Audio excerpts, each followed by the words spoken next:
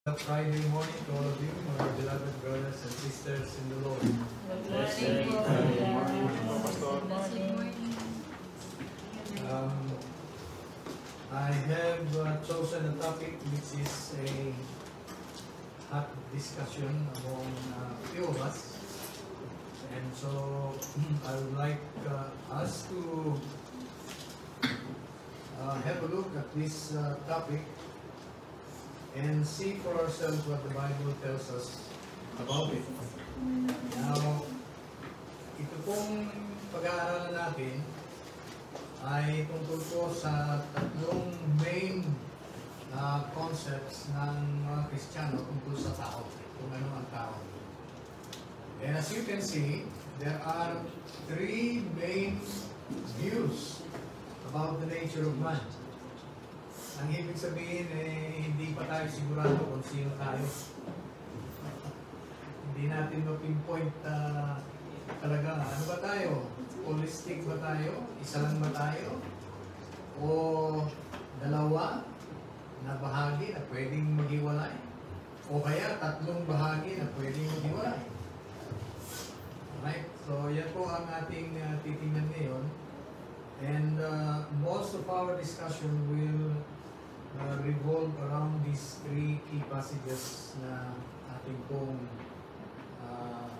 binasa. Now, meron tayong mga termino na gagamitin na although technical itong mga to, explain po natin sa layman's language. Kaya po yung salitang holistic view. Kaya pag-aaralan po natin yan. Ano ba yung holistic view? Ano yung dualistic view? At ano yung tripartite view? Ito po ay isang mainit na issue sa mga Kristiyano dahil nagkakabahagi po ang mga Kristiyano sa pang-unawa kung ano ba talaga ang lipas ng tao. Tayo ba ay iisa? Bagamat may mga nare-realize natin na iba-iba ang sangkap natin, pero alam natin na iisa lang tayo. O kaya, dalawa ba tayo na pwedeng maghiwalay yung dalawa nating sangkap? Such that one can live in conscious existence apart from the other. O baka naman tatlo nga tayo. Tatlong bahagi tayo na yung isang bahagi, yung tinatawag nating katawan, ay pwedeng mamatay. Pero yung soul at saka yung spirit ay hindi mamamatay. At mabubuhay yung soul and spirit in conscious existence apart from the body. Alin ba tayo sa tatlo niya? Yan po ang ating pag-aaral ngayon. And let us ask the guidance of the Lord as we delve into this issue which has divided many Christians. Let's bow our heads. Father in heaven, maraming salamat po sa pagkakataon na muli po ninyong ipinagkakaloob sa amin upang pag-aralan namin ang mga banal na kasulatan, lalong-lalo na po itong issue nito tungkol sa kung ano ang tunay na likas naming mga tao. We invoke the guidance of the Holy Spirit sa nawa pong bukas ng aming puso at isipan upang mga pag-aaralan po namin ngayon ay maging kapaki-pakinabang sa bawat isa sa amin. Ay nawa po kami niya sa lahat ng katotohanan ibig niyo iparating sa amin sa issue nito. And keep us in peace, Heavenly Father, forgive our sins. This we pray in Jesus' name. Amen. Ito pong tinatawag nating three principal views o three main views ng mga Kristiyano. May iba pa po ito, may mga variants pa ito within the three. Ibig sabihin, Lalo na po yung dalawa, yung dualistic at saka yung tripartite. Meron pang mga variants yan. Hindi uniform din ang pangunawa ng mga naniniwala sa dualism at saka sa tripartism ng tao. Pero yung po, yung holistic, medyo pa niyan. Unified ang concept ng mga Kristiyano pagdating sa view na yan. So pag-aaralan po natin isa-isa yan. The first part of our study will be the three views and their plain biblical basis. Ano ba yung mga biblical passages na ginagamit ng mga Kristiyano to support each of these three views of man. And then, we will look at God's original creation design of man. Alam niyo po, pagka may problema, kailangan balikan mo yung buwan, yung simula. Meron tayong tinatawag sa ating pong katrabaho, lalo na po sa trabaho na nagto-troubleshoot ka, meron tayong tinatawag na root cause analysis. Kailangan makita mo talaga yung root. Dahil pagka nakita mo yung root cause, you can address a particular issue once na nakuha mo na, eto pala ang problema. Walang pinag-iba po yan. Kailangan para maunawaan natin yung ating likas bilang tao, balikan mo yung kung saan ka talaga nanggaling. And the Bible is quite clear. Pagka pinag-aralan po natin, minsan masisyak ka pa eh. Oo nga, bakit hindi ko na muna yun ha? Okay? So, ganyan din po kasi when we read the scriptures and study the scriptures, we read and understand it from our standpoint ng belief natin. So, pagka nagkuhan tayo, nagbasa, kung ano yung belief natin, yun, para bang yun ang nakikita natin. Hindi yan hindi yan naiiba sa naka-pan ka, naka-colored glasses ka. Brown, yung colored glasses mo. Yung lahat ng makikita mo, may tint ng brown. Kung blue naman, yung lahat ng makikita mo, may tint ng blue.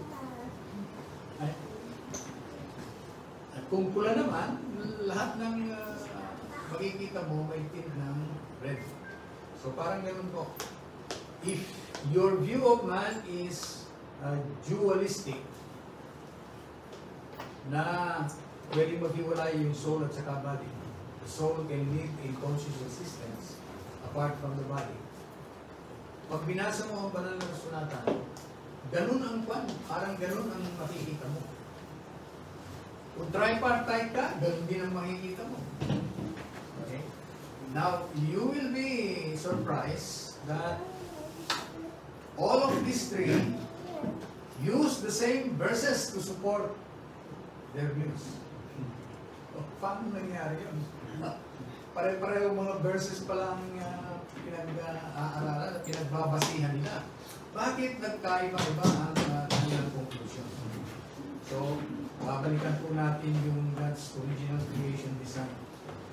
And then we will see that of these three views of man, yung pong holistic view ang most compatible sa tinatawag nating Gospel of Jesus Christ. Yung holistic view ang pinaka-most compatible. At makikita po natin ang ibig sabihin. Then let's go to the holistic view.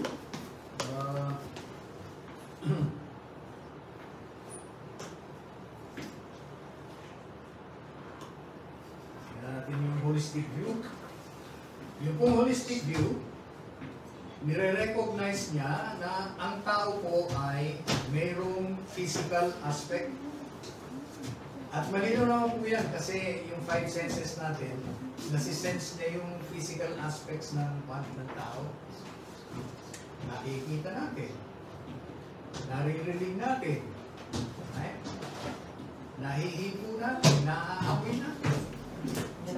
So yung pong natin, physical aspect, hindi na pa yan, hindi na po controversial yan. Lahat po ng three views na ito, they recognize that man has a physical aspect na kung tawagin po ay body. Right? Nagkakatalo po doon sa tinatawag nating immaterial o spiritual aspect ng tao. Dahil ito po yung hindi nakikita. Pero dahil nag-advance na po ang science and technology, marami na po tayong alam ngayon tungkol dito sa immaterial aspect ng tao. Pagka tinawag po immaterial, ito po yung po natin, yung pag-iisip natin. Alam niyo po, kahit na anong klaseng equipment, wala pang na-invento ang tao para mabasa niya kung anong iniisip ng isang tao. Right? Pero yung physical pa natin, physical aspect natin, maraming ng equipment, medical equipment ang na-invento ng tao para talagang mas masuri nila. May MRI na dyan, may CT scan na dyan. Talagang masusuri po nila talaga yung ating physical aspect. Kaya lang yung ating, kaya tinawag na immaterial dahil hindi ko talaga makakanya. Hindi ko mabasa kung ano nasa isip ko. Ganun din sa akin. Hindi natin ma-pinpoint, hindi natin ma-sense ano ba yung nasa isip niya unless na magsalita yan, kaya kumilos yan, hindi mo malalaman kung ano yung nasa isip niya. And then you have what we call as feelings and emotions. Mga kanya, intangible. Mga intangibles po yung na yan. Mga bagay na yan. Bakit meron tayong emotion na natutuwa? Bakit may emotion tayo na nagagalit? Meron din tayong yung feeling na naiinggit. Feeling po yan. Hindi yan nakikita sa x-ray. Buti na lang. Pagka nakita niyo sa x-ray, naku, ang dami mo naiinggit. Buti na lang yung mga immaterial aspects hindi nakikita. Dahil pagka nakikita yan na x-ray, o bakit naman ang dami mong kinagagalitan tao? Makikita kung sino-sino yung kinagagalitan.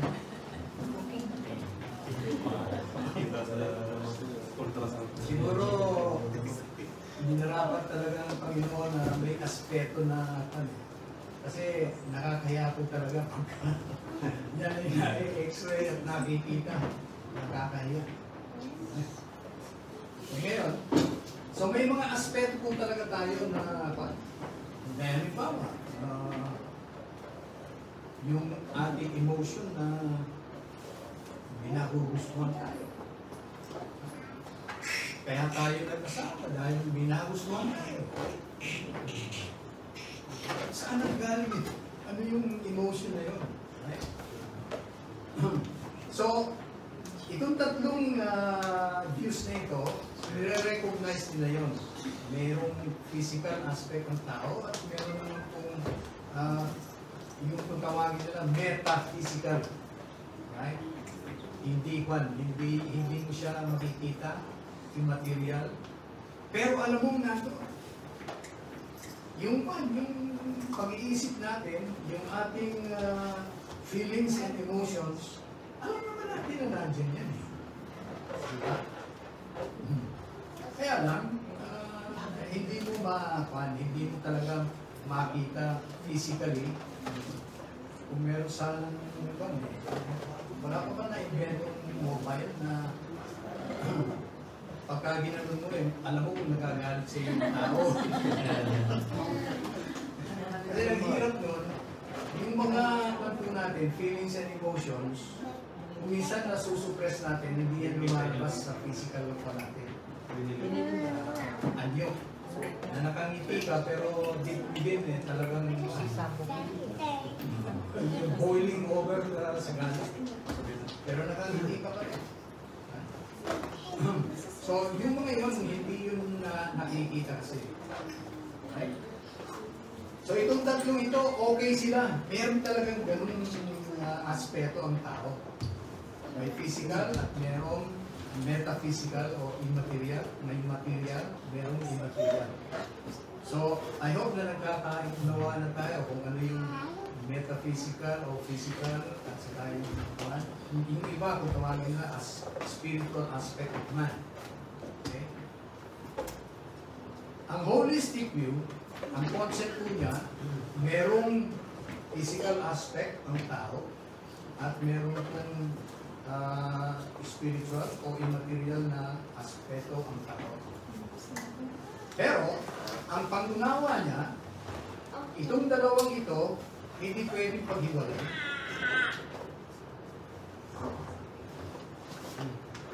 Ang isa, dependent sa isa, ganun din yung isa. Interdependent po ang ang pagkakakita ng holistic view.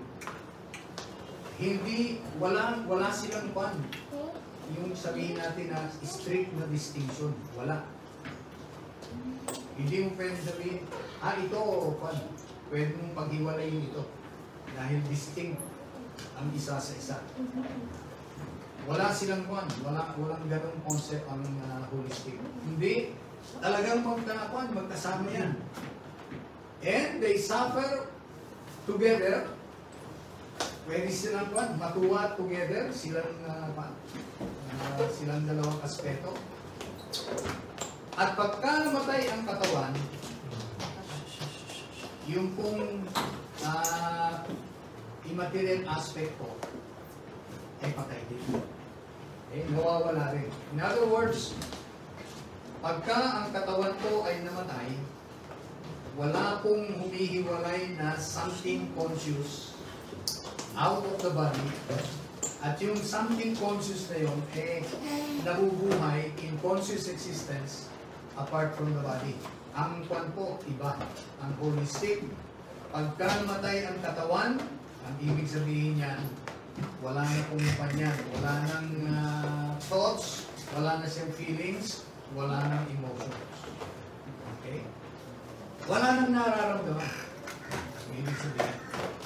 Yun po ang holistic.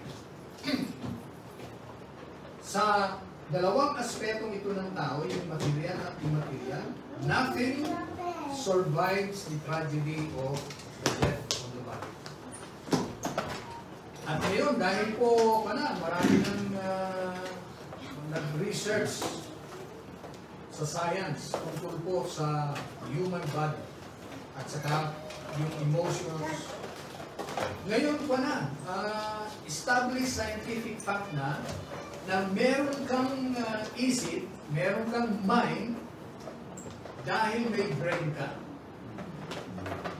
Established na yan. Yung iniisip natin, products po yan ng electrical, biochemical reactions sa ating utak. Right? Po yan, yung ating thoughts, product po yan ng mga iba't ibang processes, iba't ibang nangyayari sa ating brain. Meron po tayong mga electrical processes sa brain at yung tinatawag nilang chemical o biochemical processes sa brain. Kaya po nagkakaroon tayo ng isip. Ngayon, yung emotions, medyo pa na ngayon. Alam na natin. Yung pala mga organs natin, yan pala ay mayroong kinalaman sa mga emotions natin. Okay? Yan.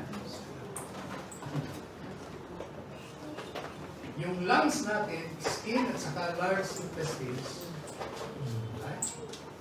Yung mga biochemical reactions na nangyayari dyan, yun po yung nagpo-produce ng mga emotions like grief. At saka yung courage, yung pagkapangka, matapang. Okay? Yun namang kidney natin. Now, alam natin yung iba't ibang functions nito. Pero ang hindi natin alam pa noon, right? Before the science has discovered this, hindi natin alam na ito palang mga organs na ito, aside from their primary functions sa ating body, ito rin pala ang nag-focus ng mga emotions natin. Yung mga processes pala nila ay contributory sa natin mga feelings and emotions. Like the kidney, the ears, the bladder, yun ang nag-create ng fear, yung emotion na fear. Yung liver natin, yung eyes, saka gallbladder, anger, at saka yung generosity. Yan naman pala ang nagko-contribute doon sa emotion na yun. Kaya pala hindi na ako magagalitin, inalis na po yung gallbladder. Nabawasan na yung pagkamagagalitin ko dahil yung palang organ na nagko-contribute dyan, tinanggal na eh. Ayan, heart, magsipin mo naman, yung palang small intestines, nagko-contribute sa emotions natin ng lung. At saka, yung patience, pagka yung may clear pasensya mo. Ito palang mga organs nito ang nagko-contribute ng mga emotions niya. Spleen, stomach, pancreas, ito pala yung iba. Anxiety. Kaya naman trust. So itong mga emotions na ito, na akala natin nung mga una pang panahon na bago na-discover itong mga biochemical biochemical reactions sa katawan natin. Bago na-discover yung mga yan, hindi natin alam na ito palang mga functions na ito o mga organs natin na may primary functions na alam natin na yung stomach, pang-tunaw, natin, yung lungs para makahinga tayo. But aside from those, meron po palang mga nagagawa sa katawan natin na ngayon ay established scientific facts na. Not only do these organs of the body perform their functions well known to us, but also contribute to the creation of feelings and emotions that we experience in our daily lives. So lahat pala ng sangkap ng katawan natin kwan pala ito. Meron pala silang role sa mga nararamdaman natin sa pang-araw-araw nating buhay. So, lalong nagiging matibay ang evidences not only from the scriptures but also from discoveries in science and technology na itong holistic view of man ay ito talaga ang totoo. Now, pag pinag-aralan po natin yung na-explain ko rin yung dualism. Right? Now, however, in view of the promise of resurrection, yung pong death na tinatawag natin, right? Yun po ay naging temporal lash. Yung death. Now, ang sabi po rito, marvel not at this, for the hour is coming in which all that are in the grave shall hear his voice, and shall come forth, they that have done good unto the resurrection of life, and they that have done evil unto the resurrection of damnation. So, ito po nangyayaring death sa atin ngayon ay temporal lang dahil meron itong resurrection. Okay? Now, pag-aralan naman natin yung dualistic view. Now, tulad po nung ban na sabi ko sa inyo, na ipaliwanag ko, na ito pong dualistic view, naniniwala na may physical aspect ng tao, pero din namang immaterial aspect, non-physical, metaphysical. Ang tawag po ng dualistic dito sa metaphysical or immaterial aspect ng tao, tinatawag niya either soul o kaya spirit. Okay? Dito sa dualistic concept ng tao, pareho po ito, synonyms itong soul and spirit. Synonyms sila. Ibig sabihin, iisa lang talaga ang tinutukoy nila. Although, two terms are used to indicate one reality. Yung metaphysical o immaterial aspect ng tao. So, pwedeng tawaging soul, pwedeng tawaging spirit. Okay? Gusto ko lang natin yan. Kaya lang, sa susunod natin pinag-pag-aaralan, yung tripartite, yung soul at saka spirit, magkaiba. Dito naman, yung soul and spirit, pareho. Iisa ang tinutukoy. Okay? Ngayon, ang pagkakaiba nito sa holistic, ito, yung soul or yung spirit, pwedeng humiwalay sa katawan in conscious existence. Right? Now, to be fair with the dualistic concept, ang pagkalalang ng tao, parang nung hiningahan ng Diyos ng tao, ang mga naniniwala dito sa dualistic view na the breath of God, dahil life ang breath of God, nung hingahan niya yung tao, merong conscious soul na inihinga ang Diyos sa tao. Ibig sabihin, nung hingahan niya si Adam, yun yung paghinga niya, yung paglalagay niya ng soul doon sa form ni Adam. Okay? Now, lumalabas dito sa concept na ito,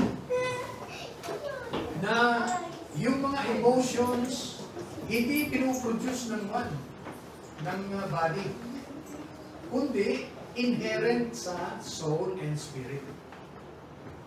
Yung spirit, yun ang nakakadama. Hindi ginagawa ng body yung emotions, yung feelings, yung isip, hindi ginagawa ng body. Hindi from the functioning of the human body. Kundi mayroon siyang sarili, yung soul. Right? May sarili siyang consciousness apart from the body. Now, in fairness to the dualistic view, ito daw soul na ito, dahil nailagay siya sa loob ng isang body, somehow, dependent siya dun sa body, right? Somehow, dependent siya sa body, and also limited by that body. In other words, the soul cannot see apart from the eyes. The soul cannot hear apart from the ears. And the soul cannot smell apart from the nose. It cannot feel apart from the skin.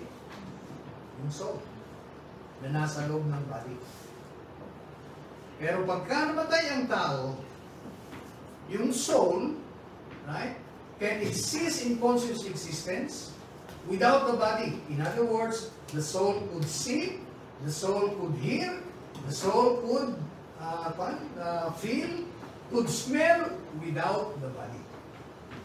Parang nung nasa body siya, nalimitahan yung pan niya. Naging dependent siya dun sa mga parts ng body. Right? Pero pagka namatay na ang body, yung soul nagiging na. Meron na siyang sariling senses na. Meron na siyang sariling consciousness na. Okay? Yun po ang pan. Nagsosurvive yung soul sa tragedy po ng death ng body. Yan po yung dualism. Okay? At sa dualism, yung tinatawag niyang soul o spirit, human spirit, pumupunta yon either sa Diyos o kaya sa impyerno. Yun po ang kwan.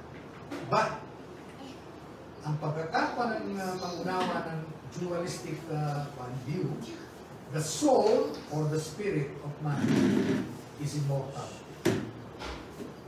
Hindi namamatay. Right?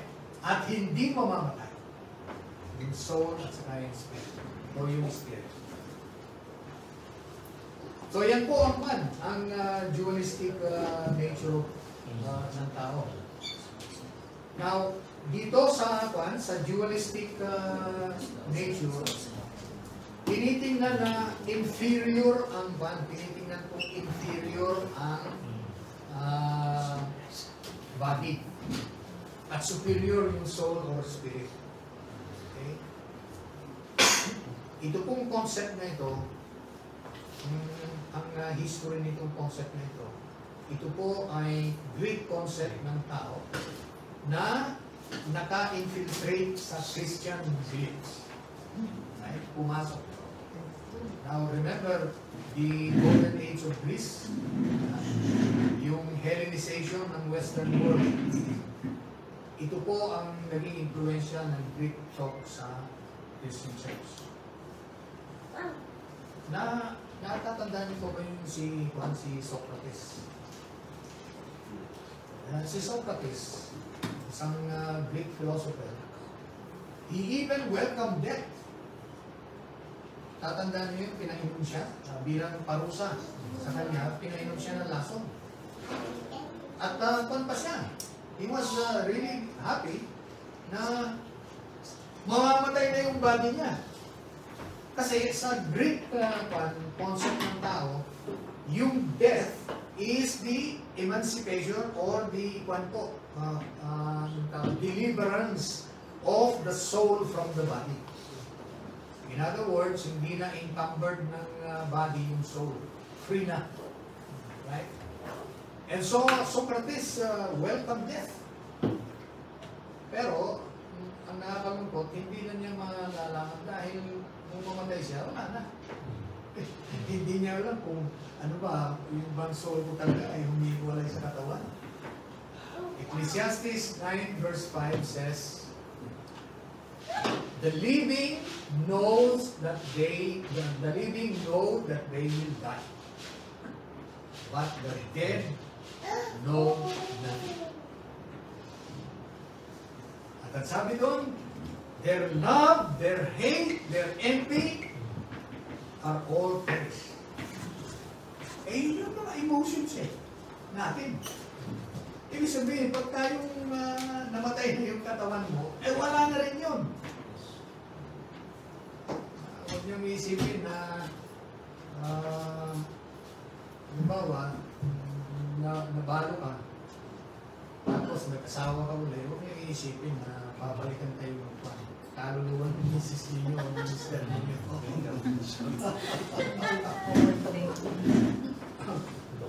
Right? Wala akong gano'n. Alright. So yan po yung dualistic. Sa tripartite naman, yung po one, pinaghiwalay lang yung soul at saka spirit. Okay? Sa tripartite naman, bibilisan natin. Yung tripartite natin. Ito pa yung one. Ang mga passages na ginagamit, ayan. Ito yung one. Sinasabing ni Jesus, and fear not them that kill the body, which kill the body, but are not able to kill the soul. But rather fear him which is able to destroy both soul and body in hell. Now, dito makikita natin na yung soul, hindi siya immortal because it can be destroyed. It can be killed. So, pagka namamatay, hindi yan immortal. This verse itself contradicts one of the main pillars of dualism, that the soul is immortal. Okay? Pero ginagamit nila ito para ipakita na pagkahiwalay ito. Right? Pwede mong patayin yung body, pero yung soul hindi mo matay. Okay? Sabi mo nga, if your concept of man is dualistic, lahat ng babasahin mo sa mga nasulatan, ay makikita mo parang sinusuport sa paniniwala ko. The same thing here. But if you read this from holistic point of view, ibang magiging interpretation mo dito. In fact, the death of the body is considered beneficial to the soul or spirit, in that the soul or spirit can be with the Lord. Sabi po nito, so we are always confident knowing that while we are at home in the body, we are absent from the Lord. For we walk by faith, not by sight. Yun ang key dito actually sa verses nito.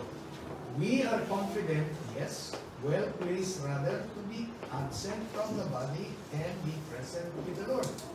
So parang lumalabas na itong we, yung mga souls na nato sa body. Ang sabi ko nito, yes, we are pleased rather to be absent from the body and to be present with the Lord. Para bang isinusupport nitong verse na ito, yung concept na when you die, the body dies, yung spirit mo, ay pupunta kay Lord. Right? Yun ang pagbasa mo. If you have the dualistic yun ang makikita mo. Right? So, yan po yung mga passages na kinuha nila, ginagamit nila. Gaya ba, the story of Lazarus and the rich man. Si Lazarus nandun sa paradise, yung rich man nandun sa hell. Nagpapangita pa sila. Sabi pa ng rich man, pwede ba si Lazarus, pa-dip mo yung kanyang finger sa tubig at iba naman, ipatak dito sa dila ko dahil mainit dito. Ibig sabihin, may dila, may daliri, ibig sabihin, may body. Right? May explanation po sa kanyan. Merong tinatawag na body of literature na ito ay kasama doon. Kaya halimbawa, ito yung body of literature na merong personification, merong anong tawag? Yung mga myths na common sa mga tao na ginagamit ito just to teach a moral lesson. Right? At itong Lazarus and the rich man ay nasa kategorya niya. Right? Kaya halimbawa, may mababasa tayo sa banal na kasulatan na and the trees of the fields clap their hands. Personification yun. Huwag mong gagamitin yung verse na yun para sabihin mo, may hands ang mga trees. Hindi, walang hands. May nakita ka bang hands? Hindi. Sabi ang pinangkasulatan. And the trees of the field clap their hands. Right? Yung po ay personification kung tawagin natin. Right? At meron pang mga iba pang kwento na to teach a moral lesson. Yung mga animal. Iyan po yung mga animals na nagsasalita, ganyan. Si Humpty Dumpty, yung mga pinapapanood na mga bata. Yan yung mga categories nito. Na hindi naman talaga yun totoo, kundi it teaches a moral lesson. Right? Meron silang tawag sa ganyang klaseng literature. And Lazarus and the rich man is one of those. Ngayon,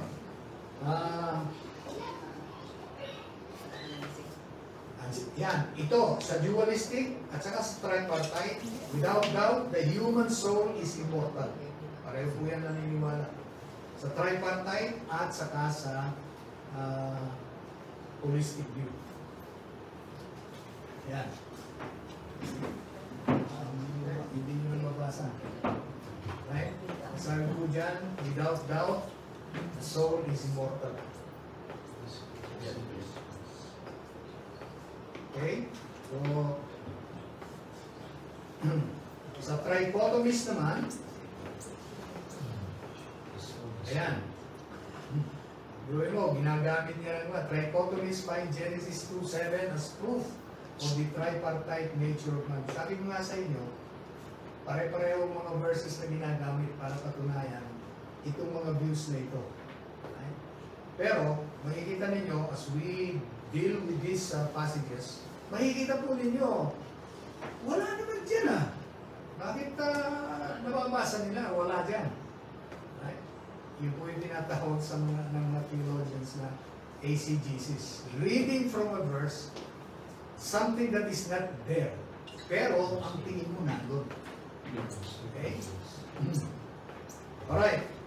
Kaya yung bawa, itong Genesis 2. Sabi niya, Genesis 2:7 as a revelation of material cause, yun yung body. Formal or efficient cause, yun yung breath of life. And yung final cause, which is the living soul. Yun daw ang kwan. So, merong body, soul, and spirit. Yun daw ang kwan. Yun daw ang proof. Right? So, pag binasa ito ng trichotomies, naniniwala na 3 parts ang tao, and 2 parts can exist without the other. Pag binasa niya yan, yung Genesis 2:7, yun ang nababasa niya. Pero pag pinag-aralan natin, pag-aaralan natin yung Genesis 2:7, wala naman gano'n. Bakit nila nababasa ng gano'n? Right? Alright, so, we're running out of time. Christian doctrine of immortality, ganun din po yung tripartite view. Yan, naniniwala na immortal ang soul at saka ang spirit. Okay? Trichotomies also invoke the Trinity of God in supporting the tripartite view of man. Here's another excerpt from Bible.org. Sabi niya, man is a triune being because he is created in the image of God. Pero ang analogy po, mali. Kasi ang Diyos, ang Trinity niya, 3 persons in 1 being. Ang tao, right? Wala naman 3 persons ang tao eh. Diba?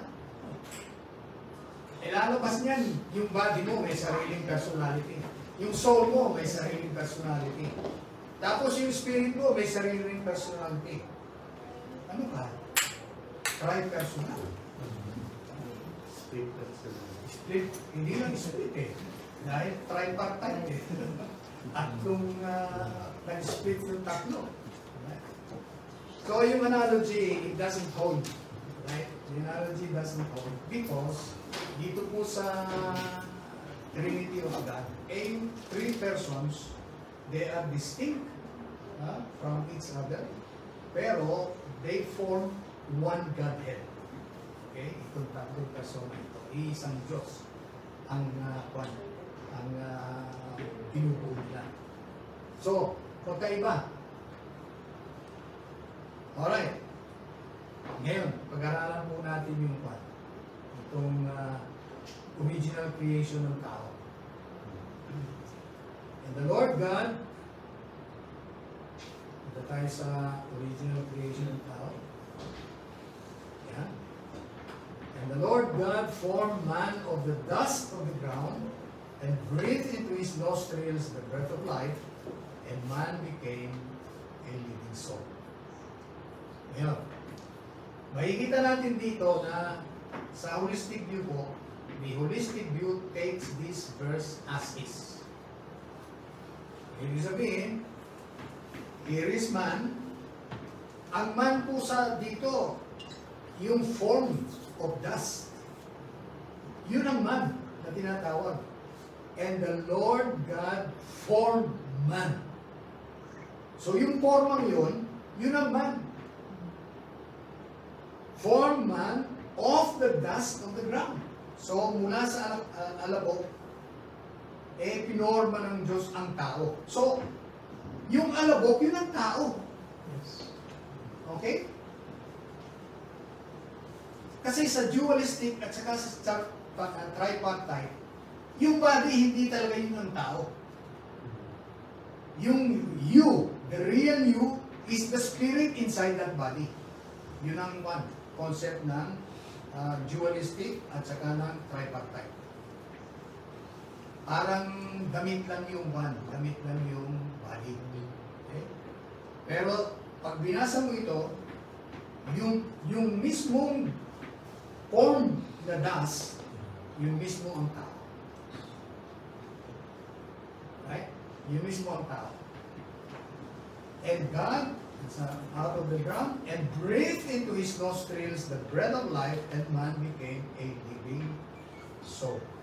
Ngayon, ito pong salitang soul na ito ay galing sa salita sa Hebrew na nefesh. Itong salitang ito na nefesh, marami siyang ibig sabihin. Meron pa mga synonyms, pero meron din pa iba. Ayan po. Ayan.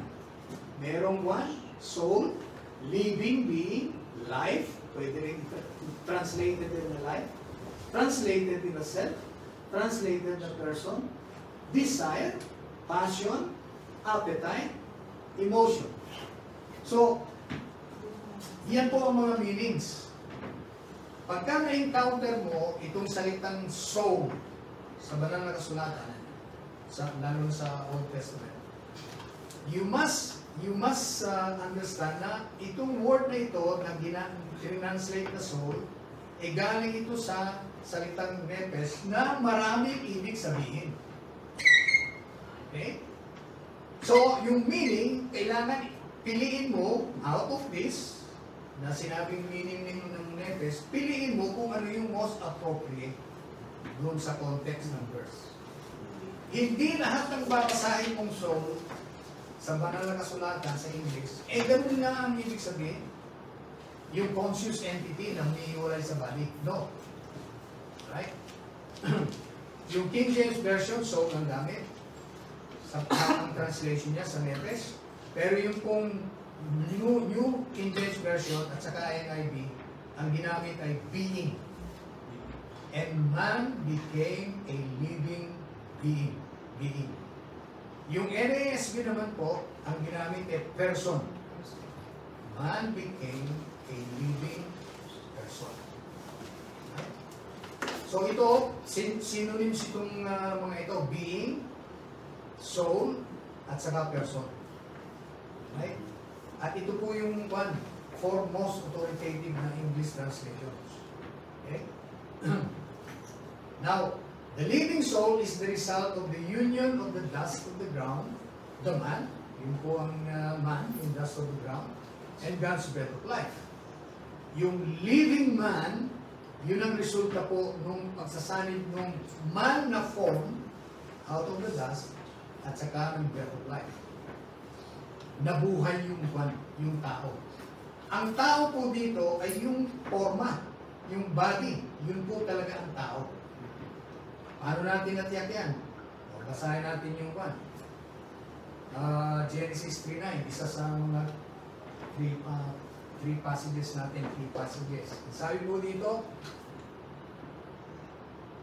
yeah. In the sweat of your face, you shall eat bread. Till you, tandaan nyo kung sino yung you, till you return to the ground. For out of it you were taken, for dust you are. So, sino yung you? Hindi yung dust. Yun ang you. Yun ang you. Dito makikita natin na kung sasabihin natin na yung soul na within that body, yun ang you are reading something that is not there. Okay?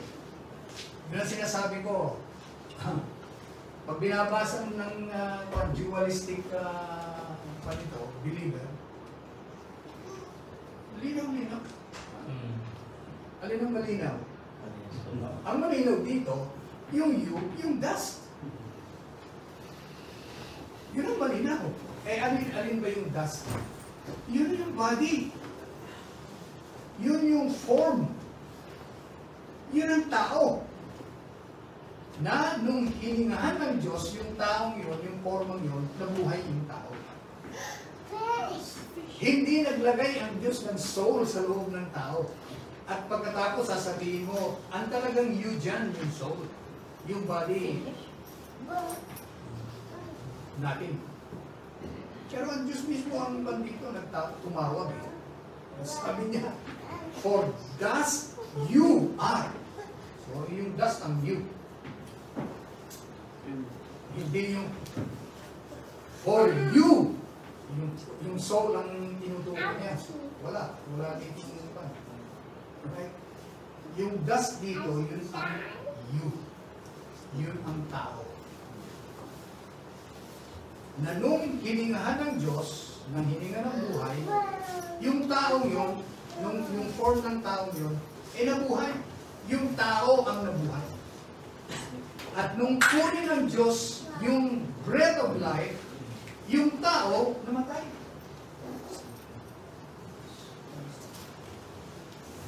It is the dust of the ground that is you, not God's breath of life. Hindi yung breath of life ng Diyos ang you, kundi yung dust of the ground. So the you returns to the ground, and the breath of life returns to God who gave it. Yan naman yung one, Ecclesiastes 12:7. Then the dust will return to earth. Tandaan niyo yung you, yung dust. So the you returns to earth as it was, and the spirit will return to God who gave it. Ngayon, pansinin niyo yun. Yung spirit, ang ginamit na pronoun, it. Right? Malinaw yan. Hindi personal pronoun yan. Okay? Ibig sabihin, hindi yan person. Yung salitang spirit was taken from ruach. From the Hebrew word ruach, na ang ibig sabihin tatlo. Pwede kong breath, wind, o kaya spirit. So mamimili ka dyan sa tatlong yan. Not every time na yung word na ruwa ay nasa verse, not every time it means spirit. It can mean wind, it can mean breath. Ngayon, ang pinag-uusapan natin dito sa Ecclesiastes 12:7, dust returning to the ground, to the earth. Kaya itong spirit na ito, breath ang ibig sabihin yan. Kasi ito yung it takes you back to creation. Na itong form ng dust, ito yung tao, hininga ng buhay, at nabuhay yung tao. So ngayon, yung hininga ng buhay ng Diyos, babalik sa Kanya. So ang ibig sabihin nito, itong spirit na ito, it is the breath of God that goes back to it. Now, ang ginamit po, hindi personal pronoun, kundi it. Na ibig sabihin, unconscious po yan na yan. It is the principle of life that comes from God. It is not something na conscious yan. Right? Wala kang mababasa dito sa ito na yung breath of life ay conscious. Right? At yun ang babalik, yung soul na yun. Alam niyo kung itong soul ito, o kaya spirit na conscious ito na bumabalik sa Diyos.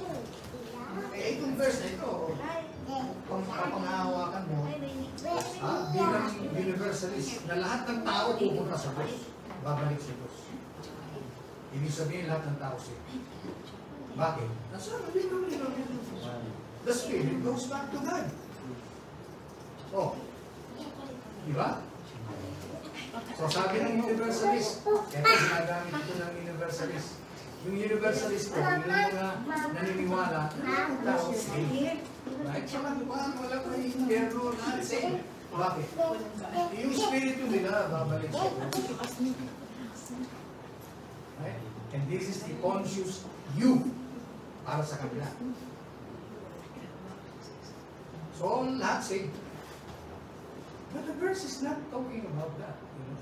It's talking about the principle of life that goes back to God who gave it. It's not something conscious. Huh? Conscious entity na babalik sa Diyos. God is the fountain of life. So yung principle na yun ng life, babalik talaga sa Kanya. In all one, lahat ng namamatay, yung breath of life, bumabalik sa Diyos. Okay. Yan. So, madali na natin. Ngayon, eto. Balik tayo sa original intention ng Diyos. Ang original intention ng Diyos, nung lalangin niya ang tao, itong form ng dust na ito, at saka yung breath of life niya, ang purpose ng Diyos, at ang kanya pong talagang design, itong dalawang ito, yung breath of life niya, at saka yung human form na dust, ay mag-unite for all eternity. Yun po ang original na purpose ng creation. Masisira lang yung purpose na yun kung ang tao magkakasala. Magkakaroon ng momentary setback. Pero, kung si Adan, just imagine, kung si Adan hindi siya nagkasala, ang ibig sabihin, yung union po ng body from the dust of the ground, at saka yung breath of life from Diyos, magiging unbreakable yun for all eternity. And that is simply eternal life. Yung pong pananatili ng breath of life doon sa form ng tao na dust, yung pananatili ng dalawa for all eternity, that is eternal.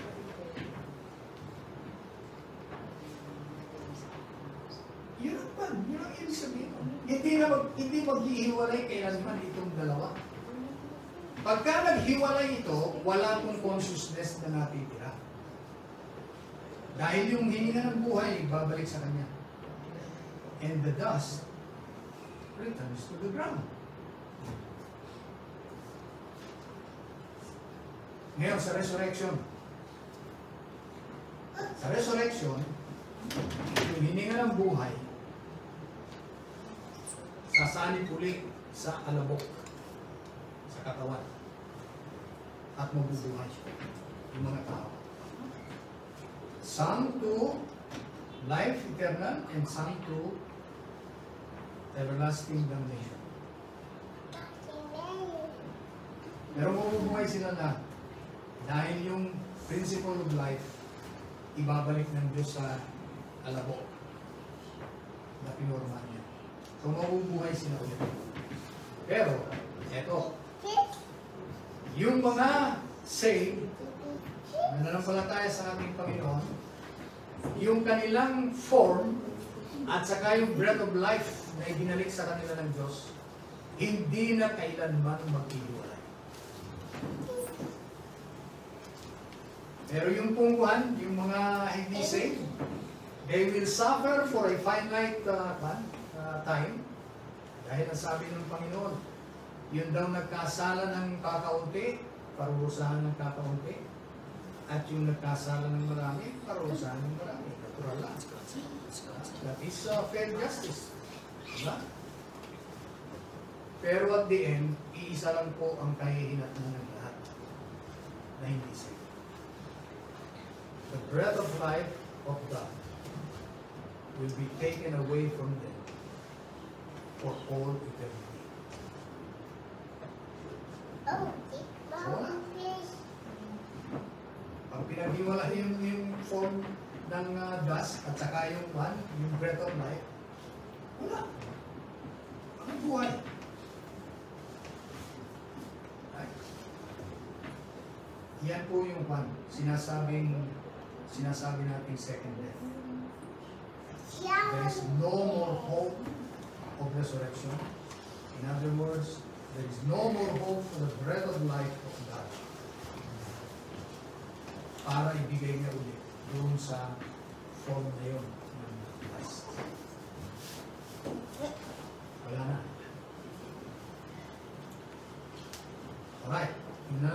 ngayon sa compatibility sa gospel.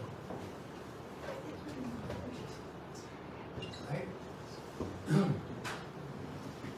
Sa compatibility sa gospel, ang po, tinan nyo yung life, death, resurrection of Jesus Christ for man's salvation aims at restoring man to his original state when God created him. Ibig sabihin, yung breath of life, ibibigay niya uli sa tao, never to be taken away. Yes. Hindi na po niya babawiin, hindi na niya kukunin pa. Right? Hindi na babalik sa kanya yun. Ibinigay na niya for all eternity dito sa Savior. That is the purpose of redemption. Para ibalik po tayo dun sa kalalagayan ni Adam and Eve bago sila nagkasama. Na yung breath of life nasa kanilang forma. This time, hindi na babawiin sa kanila dahil nabayaran na yung kasalanan nila. Right? With Christ. And they will live for all eternity because God is never going to take back the breath of life.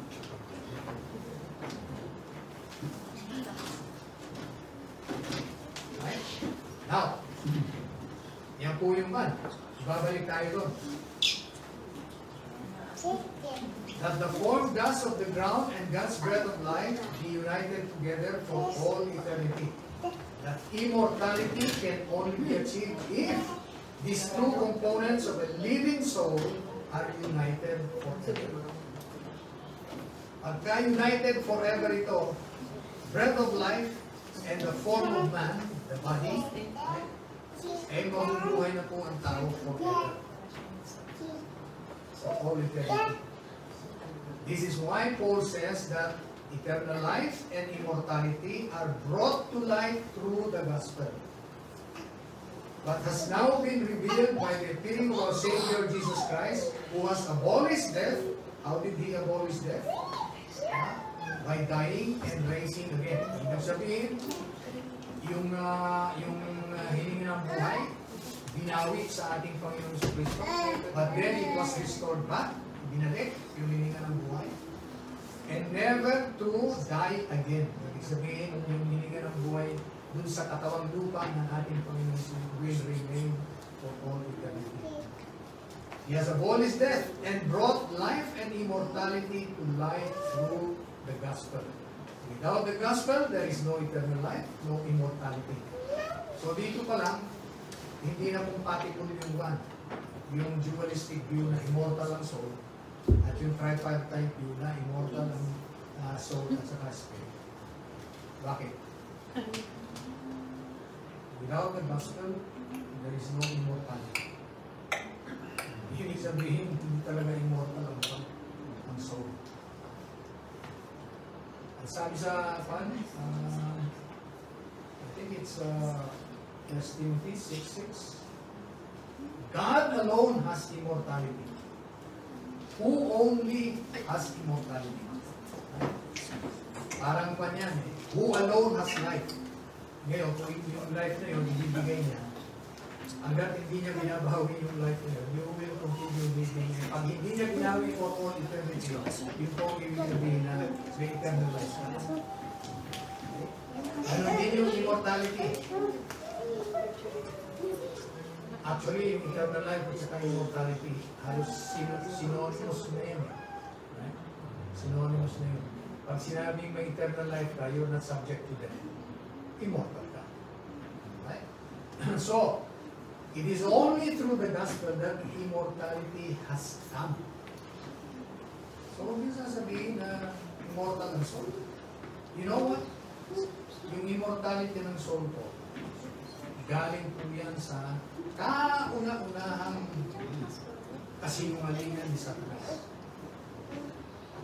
Ang sabi ng tuksuhin ni Satan, si Eve, ang sabi niya, totoo ba na hindi kayo pinapakain ng kahit na anong bunga sa halaman?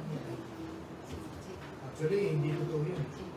Dahil ang sabi sa kanila, pwede kayong kumain sa lahat, libang ng isa. Kaya sumagot si Eve, Ay, hindi. Pinapakain niya lahat yan. Maliban lang doon sa isa. Huwag daw naming iipuin yan. Huwag naming kakainin. Dahil the moment we eat of that forbidden fruit, we will die. Ano sagot ni Satanas? Ang sabi ni Eve, kinote niya si God, kinote niya. The moment we eat of it, we will surely die. That's what God said. Alam niyo po sabi ni Satan? You will not surely die. Ang ibig sabihin, immortal ka. Hindi ka mamamatay. At yung pong line na yun, pinaniwalaan ng marami. At pinaniwalaan ng mga Greeks, pinaniwalaan ng lahat pa. At kauli-uli ang pinaniwalaan ng mga Kristiyano na yung soul hindi mamamatay. Yung the real you, hindi mamamatay. When the Bible is clear, the soul who sins shall die. Malinaw yan.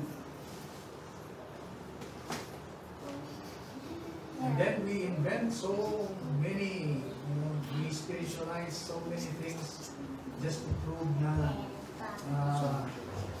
there are 3 kinds of death. Sa banal na kasulatan. You have the temporal death, and then you have the eternal death, which is separation from God, complete separation from God, pero conscious ka. Eh, paano naging complete yun? Paano naging complete yung conscious ka? Anong ginagawa? Ibig sabihin, pag conscious ka, buhay ka. And who sustains that life? There is no other source of life except God. So you will never be completely separated from God hanggat buhay ka. You will never be completely separated from God hanggat buhay ka.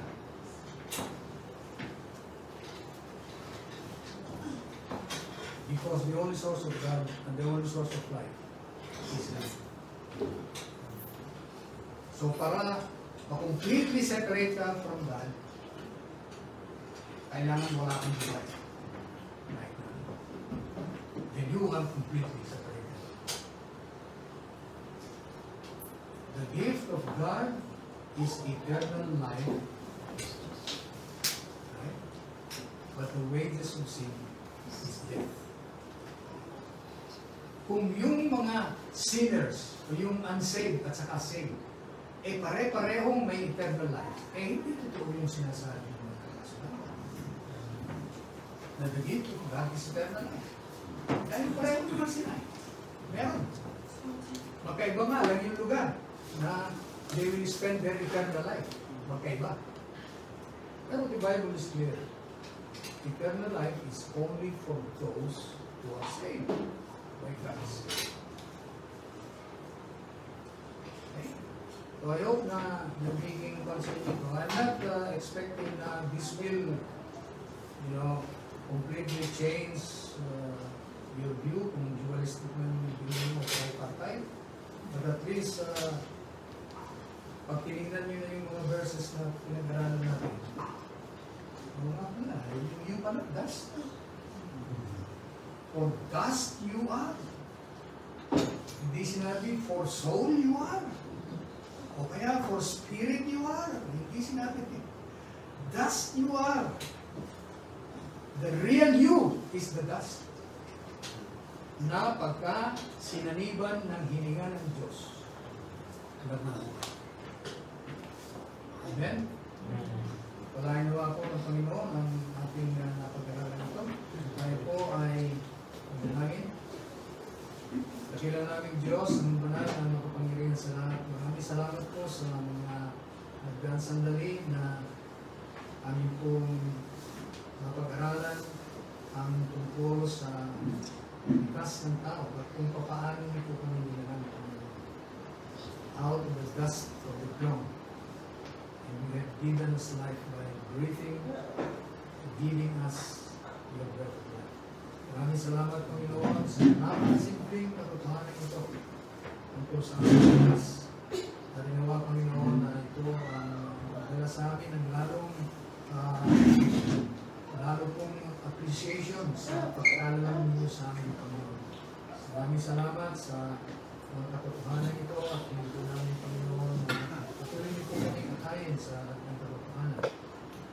Maraming salamat sa Banal na Espiritu na aming nakasama, Panginoon, at siya nagbigay ng understanding sa amin sa aming pag-aaral nito.